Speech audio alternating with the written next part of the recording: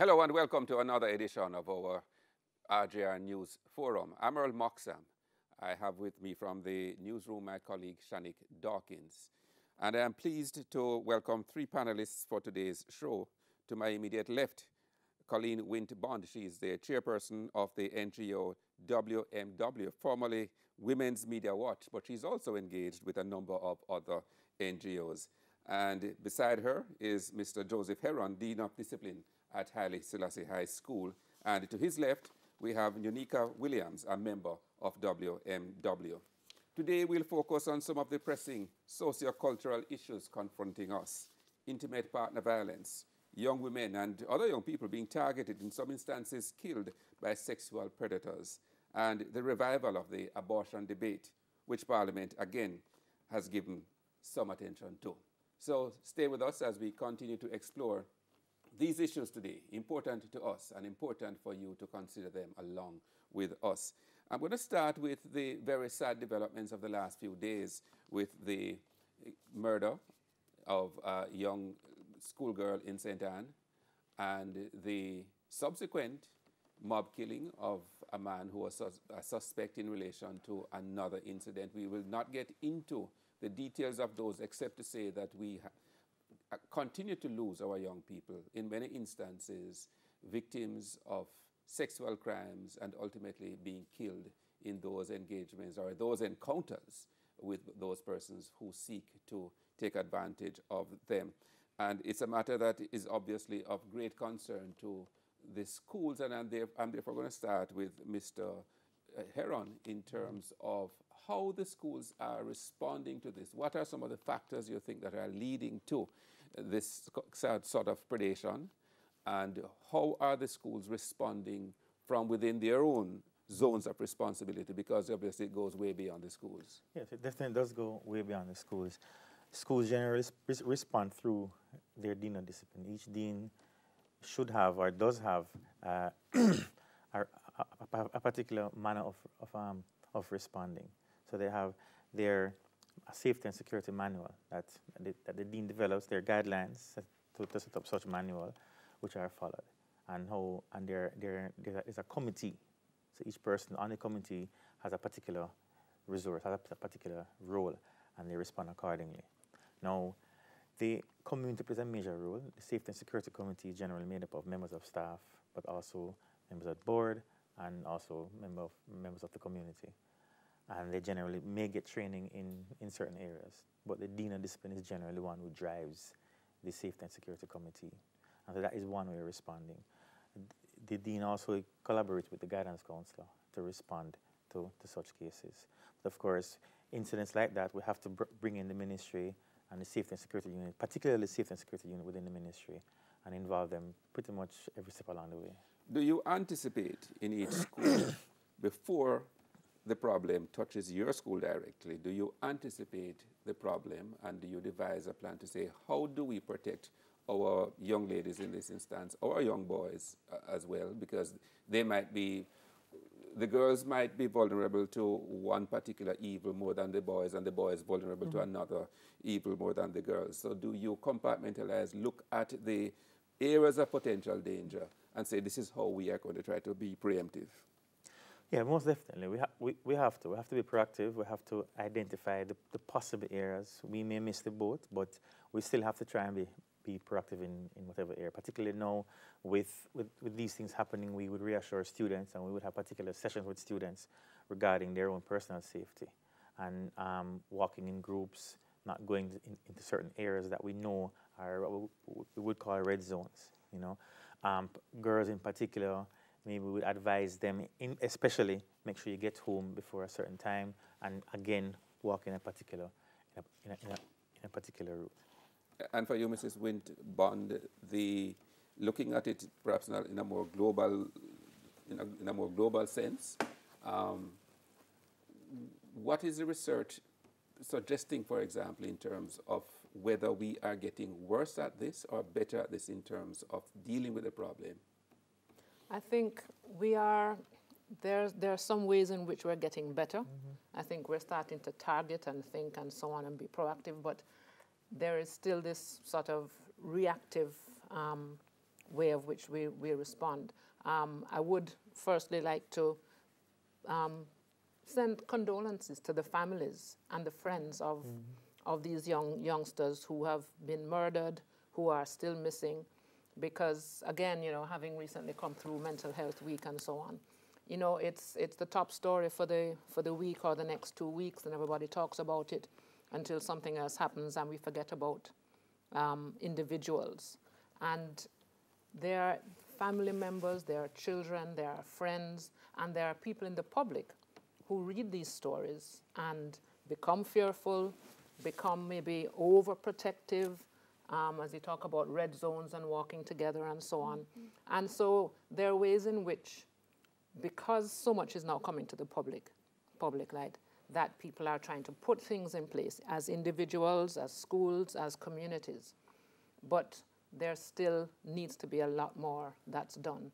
And unfortunately, in most schools, most of the NGOs, most of the government agencies, resources are limited. X number of guidance counselors, X number of the SROs at the schools. So there are limited resources. And so we really need to be working more with the communities, the families, and the schools, churches, so that at a collaborative way, rather than, you know, a little piece here and a little piece there, and somebody does a big discussion on it here. But we can discuss and talk, but we need to start working more together. And that's one of the things that we, I think most of us through NGOs see that, you know, what you're doing in the schools, how does the community support them? How does the church support the community and the church? And, you know, so that we can feel that our children are more protected. You know, so there's always room for much more research, much more in-depth research. We can do focus groups very often there. Maybe limited in terms of the numbers, but we start to glean some more information as we talk with our young people, talk with preteens, young adults, to see what they're thinking, what are the things that are influencing them. Yes. So there's a lot more research that's always needed. Well, Ms. Williams, you are probably most recently out of the teenage years and out of the high school system, and perhaps you can assist us more in terms of the perspective that you might bring to it, in terms of the degree of the vulnerability that you and your counterparts might feel, and how you think the society is responding to you. Well, I can tell you, from my experience, I went to St. Andrew High School for Girls, and I can tell you from that level, in that environment, things were dealt with, especially when things like this will come up in the news and so forth, in our devotions and so on, it will be addressed. But from my cohort, I can tell you, things have become so normal. It's sensationalized today, and tomorrow it dies down. The goldfish mentality, if you want to call it, of our generation, is causing a lot of this to be brushed off by the wayside and not taken seriously. So when I see that as a young woman, it urges me to act on it and encourage my peers really and truly to stand up and understand that, hey, this is not normal. It's not okay to become prey for taxi drivers and busmen. It's not okay. It's not okay to just see things in the news and it die down. But where can we meet ourselves as individual young people, developing adults, and understand that it's not just only the government alone, it's not just only NGOs, it's not just only the deans and the guidance council's responsibility, but it's ours. Our safety is our responsibility. And on that note, don't take things lightly. You say act, you know, be proactive. Is there any particular initiative that you are engaging some of your own colleagues in at this time? Well, from the standpoint of WMW Jamaica, I know we have been having forums, we have been having talks with young people through our various projects as well, where we've been addressing these things, like, for instance, gender-based violence. I know for one, social media is one of our platforms in which we engage with them on actively. And so just teaching them even how to use that can help them in terms of how they respond to violence in the physical world. Because even online, you've seen where it's perpetuated and predatorism is there. So understanding how to responsibly use social media for one, is a good way to introduce them to the concept of my safety, my security, and standing up for really what is my true health as a young person. Yes, the social media aspect is so important, Nick. Yes, but just to pick up on the discussion with the children, the opposition senator, spokesman rather, on youth, Damon Crawford, wants legislative changes to deal with crimes against children. You know, he wants them to have the minimum sentence to be increased, because in his view that will act as a deterrent. But oftentimes you hear persons say that legislative changes or the law in itself may not be the answer to social problems. Your take on that, what do you think is ideal for us to deal with the issue of children being attacked? Let's go to Mrs. Winbond. I think sometimes we try to get the horse back in after it's gone out. And personally, I don't think that that will really be a deterrent. It might deter some, but I think there's so much that has to be done before. Again, that's a reaction to, you know, putting them in a space and so on. And again, it feels punitive. Our children and our youngsters don't need any more punitive treatment.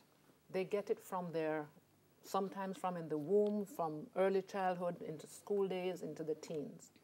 And so all this does, to my mind, is perpetuate that, you know, you're either no good, you've been no good since you were 2, or in middle school and in high school, and now you've, you know, become a gang member, let's, you know, give you this maximum sentence to, you know, I don't know that it helps, you know.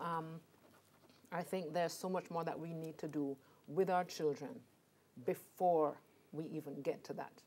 There really shouldn't have to be all these types of, as I said, punitive measures that really don't help the psyche, the development of the child, because at the end of the day, that's what we want. Everybody wants their child to be a responsible, respectable citizen who, you know, is upholding and looking after their family and playing their part in the community.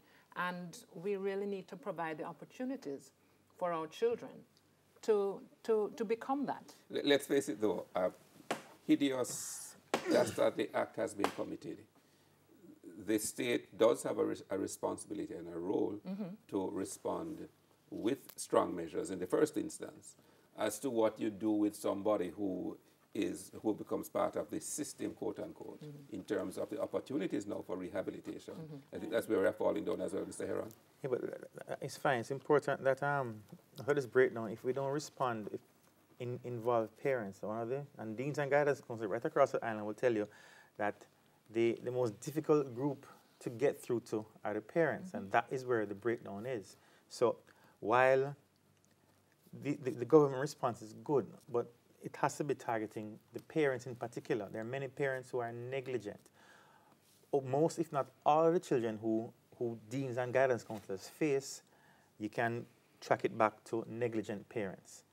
Now, in addition to that, when a student needs the support and they have to send them to agencies who do counseling and whatnot, Michael Care, for example, is one of the only agencies, but they have a long waiting list.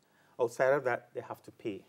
And many of our parents don't have the resources to pay. So what you find is that a child who's in need of counseling, of some kind, that kind of support, ends up at home, is not ready for the classroom, is disrupted during the classroom. The school has to make a decision. Do we have this child in school and he is affecting the education of other students and also the safety and security of not just students in his class, but the entire school, or do we say seek counseling? What's the recommendation in terms of replicating what Michael Care might offer across the island? Well, there are agencies who are replicating that, but it's just that the cost factor is a major deterrent, and that is what is affecting most cases. And of course, there's a stigma attached to the people need counseling. Something wrong with the child, something wrong with the parent. A parent may not be willing to accept that their child needs counseling, that the parent also needs counseling, that the parent, it is because of the parent's negligence. single-parent household, abusive household. Community is also abusive. They are being exposed to sex, drugs, violence, you name it, right? And these, I mean, they start from as early as primary school. And while it has been normalized, our children are still traumatized. It has been normalized for them, but on a daily basis, it cannot be the norm to see a dead body, to hear gunshots. And we expect them to go into the classrooms and perform. Yeah. A lot of these students are their own parents. Yes, yes. All right, go ahead. Can I just pick up on something? As you mentioned that the parents are negligent. I would like to use the word ignorant as well. And I say agree. ignorant, not in the Jamaican parlance of being stupid and dumb, but ignorant in terms of lacking knowledge. And most of our parents, many of our parents, don't understand how a child develops, what to expect at 2, what to expect at 4, 8, and so on. And as you say, some of the parents are children themselves, 18, 19, and haven't really gotten, fully developed, but they don't understand what's happening with the child at this different level, how you should respond. So they're talking to their 3-year-old as if they're 8, or as if they're 9, and that they have the understanding to respond and to behave in a particular way. And when they don't, then it's licks and cussing and so on and so forth. So there's so much that needs to be done in terms of working with our parents so that they understand what to expect from their children and how they can help. In addition to that, there are 16, 17-year-olds who, at their age, that's their age, but emotionally and intellectually, they're 2, they're 4. We have classrooms filled with students who are reading at grade 1. I mean, I'm talking high school now. This is not limited to any one high school. An entire class, the highest grade is a grade 3 level, reading at a grade 3 level. And that comes with other emotional factors and psychological factors affecting the child's learning. And of course, it will manifest in the child's behavior. Yes. And all of that is offloaded on the teacher. I'm going to turn back to you, Donika, and ask you this question. In terms of your own high school experience, for a significant number of Jamaican children who attend a school such as yours, this might, when they enter in first form or 7th grade, this might have been their first opportunity to meet with and interact with their peers from a different section of the society. That can either be a good thing for them, or it can be intimidating for them, depending on how they are received and treated. How do you think most of them do in terms of that transition? Well, I can tell you, it has to do also with, as you said before, the background from which they come and who they are as people, as developing human beings. And I can say it affects them to each his own, but I can say where if the model of the environment that you are placed in is positive and nurturing, like the one from my institution, I've seen where people, different students has come in with from various walks of life and backgrounds with various disciplinary behaviors and so forth, and have come 360, or no, 360 is back to the same point, 180 in their behavior and putting things into perspective for themselves and understand, hey, I can choose. I can choose to stay this way. I can choose to really live and model the behavior of who I want to be and nurture that. But guess what? They were placed in an enabling environment. But there are some, as Joseph rightfully said, you get a school and you find that half of them reading at this level, and that comes with some amount of emotional baggage as well. And I'm looking at those environments and realizing too that the environment then is not going to be as enabling as St. Andrew, as maybe a different traditional high school. And so it becomes the grain of the person has to be made up in such a way that they are aware of choice, even within that environment, and choose to be. Because we have seen, even in those environments, people that have broken the mold. But as young adults, I can say, though, the guidance you get enables you in how you develop and who you become, and if you can actually change those behaviors that you come into the with the broken relationships. But for me, though, if I should draw back a bit before the question, get to the root. The root of it is, I was looking for myself and doing some research for coming here, and I said to myself, really and truly, there's a cycle of brokenness in Jamaica. broken families, broken homes, emotionally broken people, and these emotionally broken people are having children, and these children are growing up in some broken environments. So there's a cycle. So how is it that as a community, as a country, in our various spheres, can we address this problem? Because really and truly, fixing laws is one. Punitive measures, sure. But to what avail? Can we stop them before it gets to that point? And to me, that has to do with the cycle of brokenness that's in our society and how we go about that as individuals. So what do you propose in terms of how we reach them before they get to that stage? Well, definitely more involvement, especially at the high school level. You see that preteen age? Before. And even before, that's true. But I can tell you for me, I can speak from my experience. I remember being called up into disciplinary action because of something I did. And the principal or the vice principal at the time, Miss Bow, she said to me, "This is not a St. Andrew High School young lady. You realize what you just did?" And she had a conversation around the behavior with me to the point where she got me to open up to why. And so she called in the mother and my mother, and it was dealt with actively. However, I can say, though, that caused me, because the environment was so enabling, I became a peer counselor. And that enabled who I am today and how I react with my peers. So just to say, if I should say a way to address this, is definitely from the Ministry of Education level, so forth, implementing measures in schools to get students involved. Because I always tell people, if in a classroom, if you have the worst behaving, he's the best leader. Best leader, but you have to enable the leader. So enabling in the positive way and get him to enable change in others, because he's now seen as a head of something.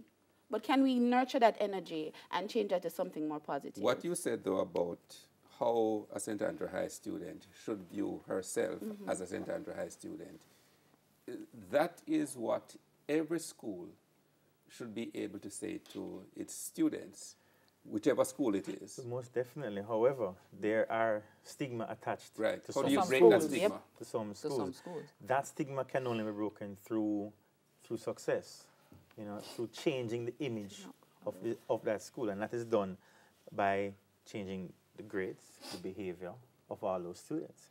The parent of a child, a parent may have two children. One goes to top 10 rated school, other one goes to a school not rated in the top 50. And I guarantee that parent will probably put more emphasis and speaks more highly of the child who ends up at the top rated school.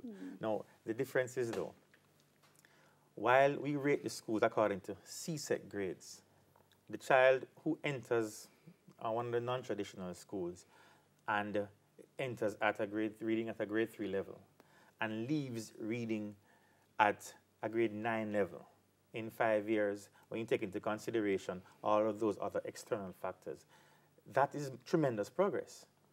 But at a St. Andrew gets students who are reading, enter in grade 7, who are already reading On at one grade level, 7 and above. So they are already ready for school. And does that student who has made commendable improvements at the non-traditional school, albeit success has been achieved, does that person come away from that experience feeling less than or less empowered than the person who went to the traditional high school, the top 10 school? Still leave less empowered. They have made tremendous progress, but the tremendous progress is not going to get them to pass a CSEC subject because they're still reading at the grade 9 level. Let's move on to another topic, but in a sense, not unrelated, because if the problems are not fixed in their youthful years, the problem of intimate partner violence in Jamaica is one of the almost natural consequences of the dysfunctionalities that develop early in life. How are we doing? I believe there have been recent studies about that in Jamaica. Yes, I think the 2016 health survey showed that there are about 25% of women experience intimate partner violence, or used to be called domestic abuse. And is that in keeping with global It's figures? pretty much keeping in nearly 1 in 4. 1 in 4.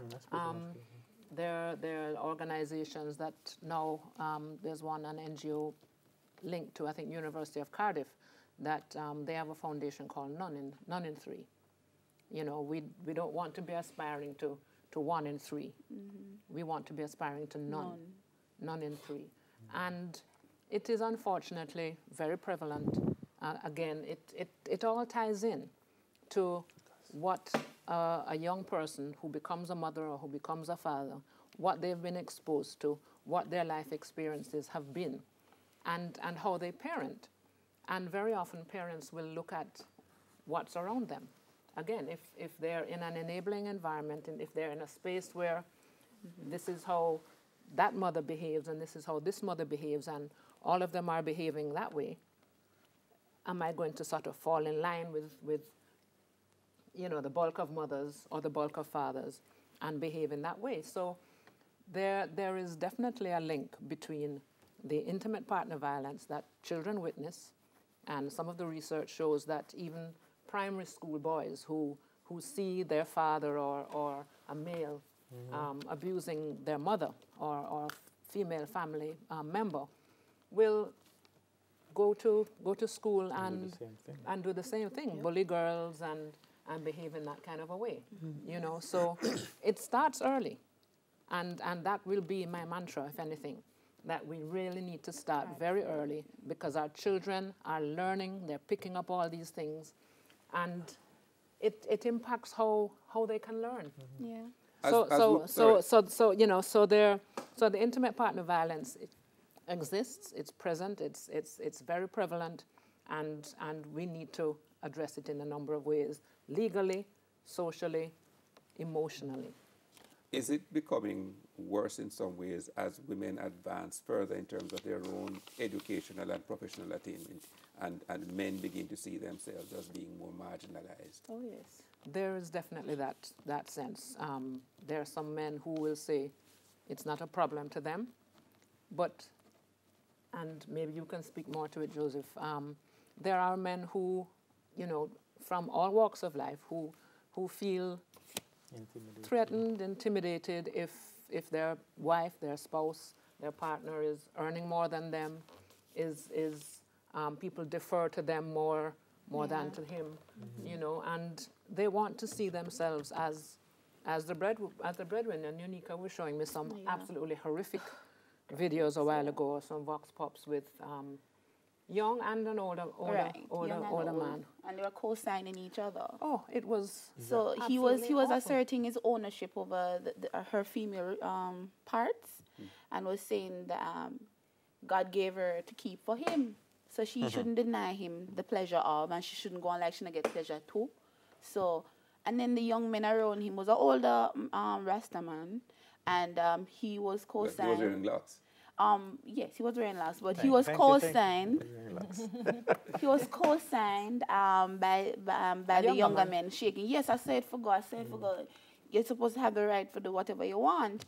And there was another a post by a young man, because it was brought in attention in our WMW group. We had a WhatsApp chat, and it came again where he was basically nurturing some other young men how to assert themselves as men. We need to tell her we have the financial power over her and break her self-esteem. These were words taken from the post he put on social media. Words that were specifically used. Yes, man. Break her self-esteem. Right. And show who's in charge. And keep a mental note of all the financial endeavors you have invested in her. And when she acts up, list them out and tell her before. That sounds like a man who has been thoroughly hurt. Can I tell you? Right? But at the end of the day... But that is not the norm, I must say. Yes, Let me speak up for the men here. Yes, and that's what I cannot say that is the norm. No, I have been in forums where men are concerned, and there is a recognition that these things need to change. Yeah. However, there's also the recognition that a lot of men are working on these things. They do recognize that there are boys, in particular in schools, do feel more empowered and therefore overpower the girls. However, there are many men who are empowering their daughters as equally as they are empowering their sons. And we also have to recognize that their expectations for a boy growing into a man, likewise girls growing into women. However, the pressure to prove yourself as a man is completely different. And if you don't prove yourself as a boy, we're expecting boys to prove themselves as men. but they're not. They haven't learned how to be boys yet. Yeah. What are the criteria for proof these days? These days, the macho, me in charge. You know, I'm this big macho, and I'm rough and tumble, and I will thump you down if you don't listen to me. You know, Some assertive control. the assertive, the loud, have enough girls, right? Don't mind that they're Money is 13. a major factor as well. You know, and within schools, a lot of boys will tell you the book thing is a girl thing. They're going like you're a nerd. So therefore, since the book over there, so I deal with this over here, so you have things. Yeah. You know, weapons. These are some of the images. Now, what we have to do as a society, we have to decide what images we want to portray as men. How are we going to grow up our boys? Because our boys are going to marry our girls, right? So do we want them to treat our girls equally, or do we want them not? It's really a very clear question for me, right? And we have to answer those questions in no uncertain terms. That we must treat everybody equally, and boys must know that. Listen, I must respect these girls as much as I respect my mother. Is it particularly challenging for women who are bringing up boys by themselves? Well, it can be, depending on one, the circumstance, the environment, access to a positive male figure. A lot of things may vary. A lot of boys who I have dealt with, they don't have a positive male figure. One young man in particular said to me, "Sir, I am behaving this way coming on a father. Sir, if you guide me, me will respond. Me not listen to my mother." That was his response. And when he started to get the attention, he did respond. And he would tell me, "See, me tell you, sir." And his grades improved, his behavior improved, attendance to class improved, right? And so we need the... And is it possible or too challenging to find? You can't always be there for him.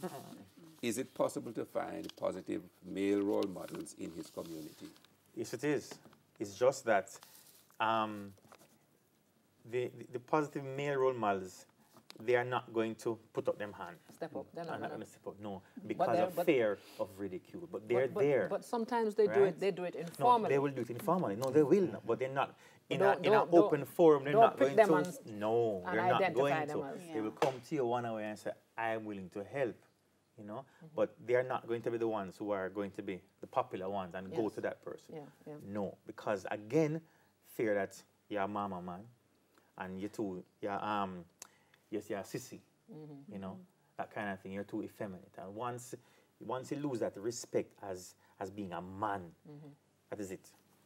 You have no respect at all. I have an interesting story, and I hope I get it straight. There was a school in the Kingston area that was having challenges with literacy and so on. And a group of men had volunteered to come to the school and so on. And the principal had said, "Look, I can't give you any books or anything to do." And they said, "No, it's fine. We just want to come and spend some time with the kids." And they came like in the September, and they would come either once a month, and they would ask the children what are the things that they're interested in and so on and so forth, and they would tell them, and they would bring little magazines or little books and things on the things that the children said that they liked. End of the year, they're gone. September came again the next year. They came back. Principal said, can't help you with anything, but I'd like to tell you something. That last year when you came, we had, like, say it was a 20% literacy with those children. It is now 80. They are now reading. They had the attention of these men at least once a month, paying attention to what they were interested in, who brought material that they were interested in, that made them want to read it. And so the literacy shifted in that 1 year. I'm so happy you touched on that, because that is what one thing I've also seen, where boys, particular men, and the literature that is introduced to them, and the images that they're reading, can they relate to it? Do I like it? A lot of the literature introduced to boys are more girl-friendly than boy-friendly. So you're not going to be interested in it. Do they still have available to them? When I was in primary school, I mean, my imagination was set alight reading the Hardy Boys, reading a local adventure story, The Young Warriors, for example.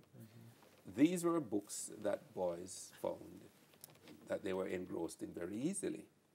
And I can't imagine that we can still fire the imagination of young boys if we find appropriate reading material for them. And sometimes bring in readers who will bring it to life for them, because sometimes hearing the story being narrated by somebody who can bring it to life for them makes a big difference.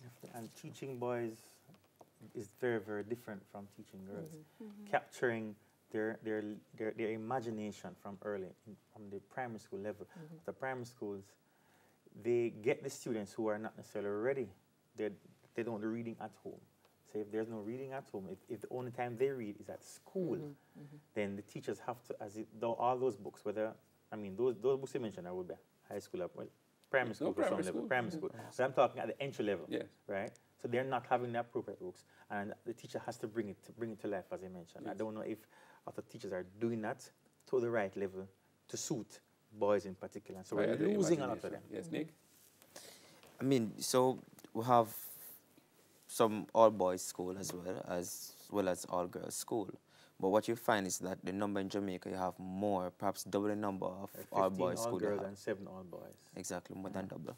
So is it that we need to create more boys' school and actually have more of our learning being geared towards teaching our boys as well, or perhaps more male teachers coming into the classroom? Or could you have all boys classes or single gender classes in some of the co-ed schools as an It's approach? quite possible. I think there was a school who actually did that, and they actually showed that the results were pretty positive. They have single-sex classes in certain co-ed, subjects. yeah, in certain subjects, and it worked. But if you go back to the 7 all-boys schools, when you compare it to the 15 all-girls schools, the all-girls schools are outperforming the all-boys schools according to the ratings, according to CXC subjects. But maybe another way to look at them, though, would be to ask the question, or to examine whether these all-boys schools are outperforming the boys in the co-ed schools. Yes. And the other thing is also in particular areas. Boys are also focused in other areas. JC, for example, is creating waves in robotics. You know, is that considered in rating high schools? They have KC has excellent sports program. Likewise, Wolmer's. Likewise, Calabar. You know, and after these students, they send students on scholarships on a yearly basis. Quite a few students. So how is the rating, if the rating is only going to be done according to CSEC, it's not balanced. Well, we have had all of that diversion to a certain extent. To come back to the question, how are we making better men, more responsible men of our boys, so that the problem of intimate partner violence and other manifestations if you do go not into continue? the boys' schools do have programs of mentoring boys into men and creating citizens, noble citizens, right? I know JC has a wonderful mentoring program, right? And likewise, a lot of the boys' schools. And so those programs work, right? And you would see that their academics, their grades are actually improving. KC, JC, Calabar, and Wolmer's, their grades have actually improved over the last number of years where CSEC and CAPE output is concerned. So I don't know how it translates in terms of gender-based violence. I wouldn't have those statistics, I don't know right? that. I wouldn't know that. But that will have to be seen over time. Right. We have about 10 minutes left, or a little less than 10 minutes, and I want to move on to the final topic, or the final sub-theme. The Parliament yesterday had a mini debate concerning looking again at the correct approach to the matter of abortion rights in Jamaica. The Minister of Health, who has portfolio responsibility, supported the re-examination of the issue, and there was an old report that is to be re-examined, and a special select committee of Parliament will sit to consider the recommendations. Against that background, what should be, let's say, the minimum outcomes that one should expect of a re-examination of our approach to this matter, this very sensitive issue, which goes back to the 1860s? Abortion is such a personal decision, and I think, yes, re-examine or review the recommendations that came out of it, and I think they need to dust it off and see if there's anything else that needs to be done. But I think they definitely need to move forward with it in pace. You know, too many of these things get put on the table, and it's a, you know, it's a 9-day wonder, and then It's left alone. It's left alone. It gets forgotten until somebody brings it up to the fore. Yes, but the minimum changes. So, for example, decriminalizing, but or Definitely decriminalizing, and also in all circumstances. separating. Yes. It's a Separating the potential teenage mother from the adult mother, right? I mean, is the person who got the teenager pregnant?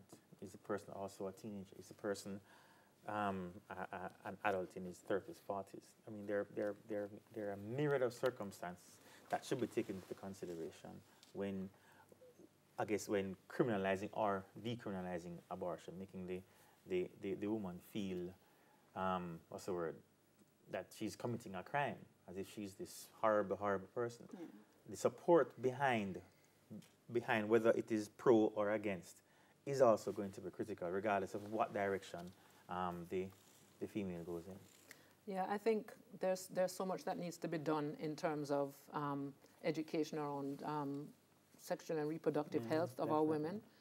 There's a lot that our women don't know in terms of what their rights are.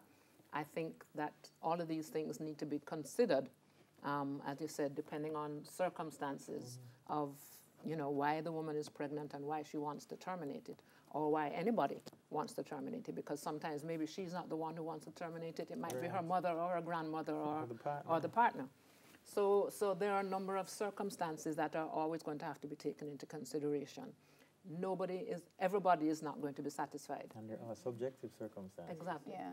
So what might be a totally emotional circumstance for myself that I cannot manage, there's no way I can raise any more children, and so on. Somebody else might thrive. That's okay. Yeah. And so there are people who see abortion as a form of contraception. That again is something that needs to be looked at, because some women will think, you know, well, just dash with the baby because, you know. Okay. So there's a lot of education that's going to need to go in. So while we talk about any kind of law and decriminalizing anything, there has to be all this other education and information that needs to go into it. Well, and discussion. The parliamentarians will need, I would suggest, the guidance of interest groups such as yours, so that to sort of guide them in their deliberations, because these are important, which is why I asked the question in terms of minimum standards, minimum outcomes that you would expect. Well, for me, if I should say the minimum outcomes for me from this revision, definitely I need to see some consideration regarding abortion in relation to rape. Right now, that's not considered. And incest. I mean, you are pro decriminalizing abortion in such circumstances. Yes, ma'am. The minor. Pro and also, how is abortion mitigated for minors? Because right now, you know, if you want something to thrive, make it illegal. And so it's not like abortion is not being committed, no, in spheres. However, is it regulated? Due to this, you hear in the grapevine that this doctor that you go, you have no clue if it's going to be done properly. And these things can lead to myriad of problems, burden on the health sector later on down the line. So there's a ripple effect from criminalizing something like abortion. So for me, one of the minimums is definitely those two considerations, as well as the law needs to assert the woman's right over her own body, to self-determination, what should happen to my body. I have the responsibility and I have a say at the end of the day. Minor or otherwise, I have a say in what regards to my body. When I say minor or otherwise, the reason being, in cases of rape, a young girl gets raped, and even though spermicide, whatever, when she go to the hospital, she still ends up pregnant. What is the conversation around her mental state then?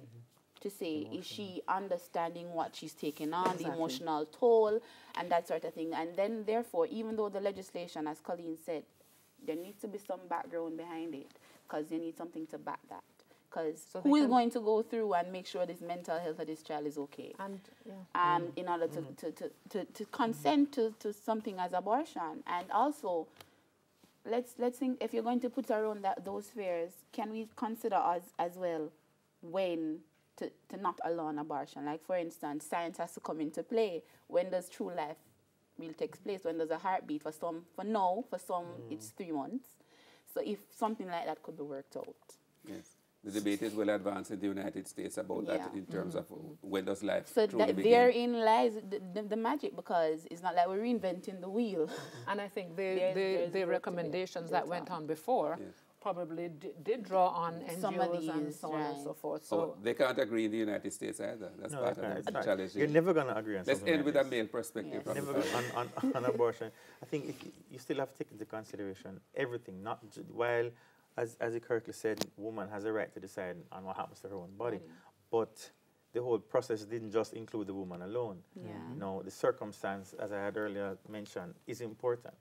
If it's a married couple, then the man's perspective is important. If it's a rape victim, the man's perspective is neither here nor there. Well, I can say though, a lot of times we have to be just be realistic with this. Yes, the man had a role in how the child was conceived. However, the woman is carrying that burden for 9 months. And I can say the emotional toll of that, especially if you're not ready, can be so severe. And but you're talking about a you're married couple. Just married. Just married. Who has a legal that part is a of different. Well, definitely that needs some dialogue, because we have become one flesh. There are different circumstances. The married couple is totally different from the mother who is not certain that exactly. Okay. So we have to, again, those are different circumstances that we have to take into consideration. Because if, as a father, I'm excited about my woman getting pregnant or my wife being pregnant, and she decides that without taking me into consideration, it's going to affect me. Or you just have a fight with her and she just decide that, I mean, like a verbal fight, and she decide that, you know what, I'm going to abort this child despite you. Right, exactly. So there has to be some form of consideration. Well, we're ending on a high in terms of the emotions here, because we are out of time, and I'm sure that there will be many more discussions about this very involved issue of abortion, the rights, the wrong, whose rights, who's wrong, whose rights should prevail ultimately. So stay tuned. I'm sure there'll be more discussions. But I want to thank our panelists for joining us today. Colleen Wint-Bond, chairperson of WMW, and Unica Williams, a member of that organization. We also had Joseph Heron, Dean of Discipline at Haile Selassie High School. My colleague Nick Dawkins from the newsroom was with me. I'm Rjr Moxam. Have a good day.